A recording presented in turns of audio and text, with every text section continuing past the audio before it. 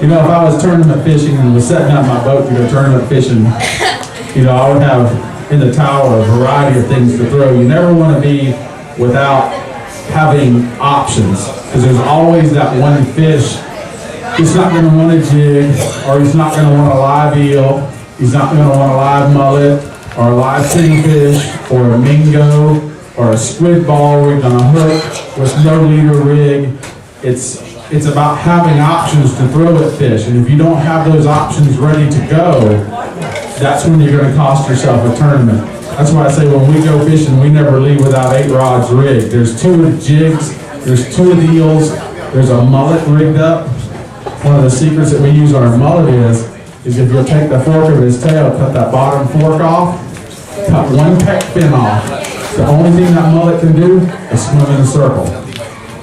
Absolutely will drive him crazy.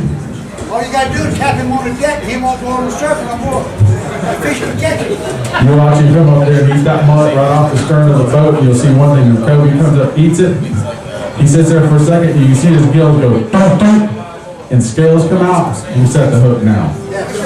You were using, yes sir. I was going to ask you, when we were talking the other day about cobia fishing, and you were talking about getting set up for the tournaments, right, and talking about the multiple rods and the different baits and how you lay them out with the buckets. Can you talk about that for a second? Because I really actually kind of learned something from that. Can you kind of go through that? Yeah. I always lay the tower out the same way, no matter, every day that I go, the tower is set up the same way. There'll be 2 rods in the tower. The steering station is here, and I think one of the most important things in cobia fishing is that the driver of the boat, he cannot let go of the wheel. That's what we have anglers for. I like to have 2 anglers and a driver. So I'm standing here, we have 1 rod on either side of the tower that's facing forward with 2 buckets on the front deck. Both of those buckets will have live eels in them. On my right hand side, there's always a mullet rigged up on the right. There's all on the left, there's always a pinfish, a mingo, or some type of small fish on the left side. Right behind me on either side are 2 jig rods, and right in the center in the cooler is a hook that has a squid ball rigged on it with no leader. It's the same setup every time I go. That way, there's never confusion as to what we're going to do. We can go from one to the other, to the other, to the other, to the other, and present a bait to the fish, and do it in a timely fashion, and always have an option to go to. Have you ever managed to hook every single rod up on a fish? Has that ever happened to you? Yes. Can you run us through how that works? And why? Well, I was fishing How long ago has that been? about, probably I would say 2000. Yes, he asked how long ago it's been. It's the big wads of fish. They're a little more and more, I guess, rare to see, but it does happen. You can still see, wads of fish coming through. So when that happens, which one usually bites first?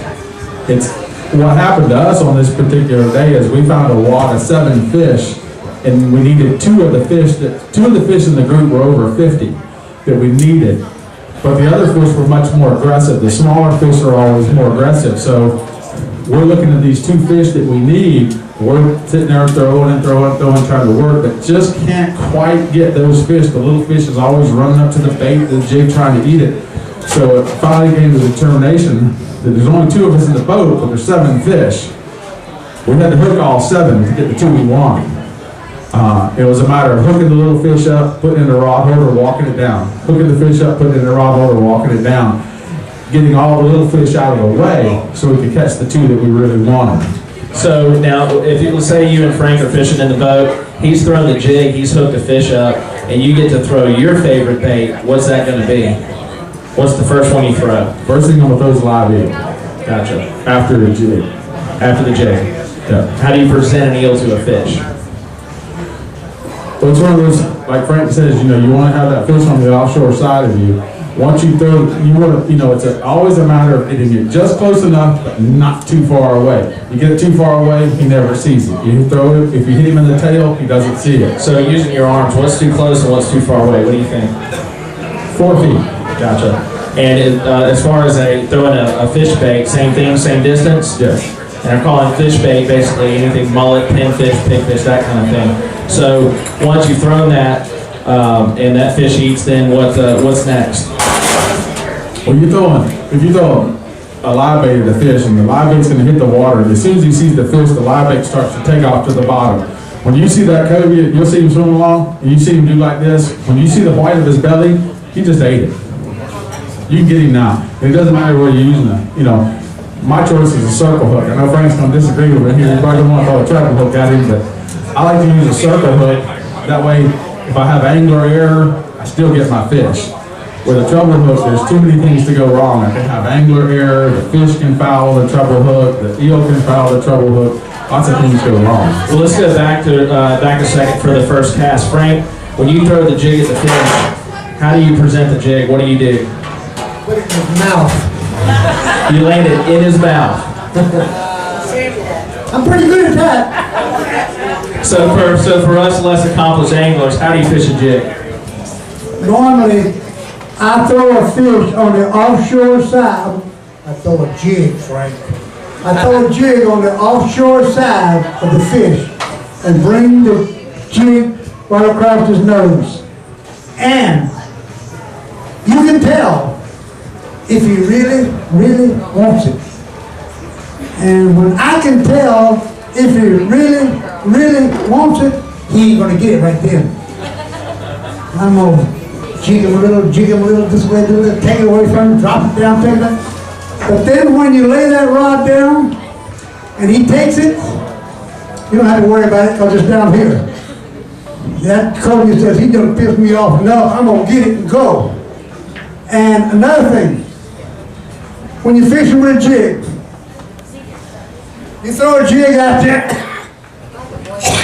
in front of a fish, and you're working it, and that fish is following it, and he takes it. Takes patience. Do not set the hook until he turns sideways, because if you do, you're going to pour it out of his mouth. When that fish takes that jig and he rolls one way or the other, that's when you set the hook. If he's coming straight at you, 9 times out of 10, you're not going to get him. What'll happen to the jig if you set it like that? It might come back and hit you in the head. Because you got enough. And so that is usually how we fish it. We'll throw jigs a lot of times first cast. Depends, sometimes tournament fishing. I mean, we'll throw eels usually first off the bat, but jigs are a great way to do it. One of the things I wanted to talk about on the jig real quick is now, Frank's jigs, you may not have to sharpen the hooks. He probably sharpens them up. They're probably razor sharp, I bet. But a lot of hooks that you buy, that you get on a jig, you want to look at that hook and pay close attention to it. We always cover, things about looking into the details of how to fish for whatever species we're covering. And this applies across the board. You'll hear me say it time and time again, but it's that important. It's hook sharpness is a major, major factor in catching fish. If you don't sharpen the hooks on jigs, there's a good chance you won't be able to, or you'll lose the fish. You have a higher percentage of losing the fish and throwing the hook if you don't sharpen hooks. And I used this example the other day. If I've got 2 boards and I cut them into a wedge shape, and one is a wide wedge like this, and I take a sledgehammer and try to drive it into the ground, I'm going to have to hit it pretty hard to get it to go in the ground.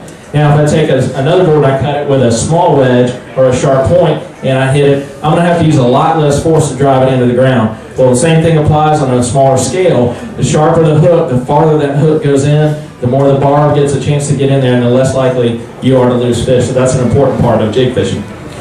I think it's an important part of any kind of fishing. The difference between catching fish, between getting bites and catching fish, is definitely hook sharpness, and it matters no matter whether you're cobia fishing, snapper fishing, trout fishing, redfish fishing. It just doesn't matter.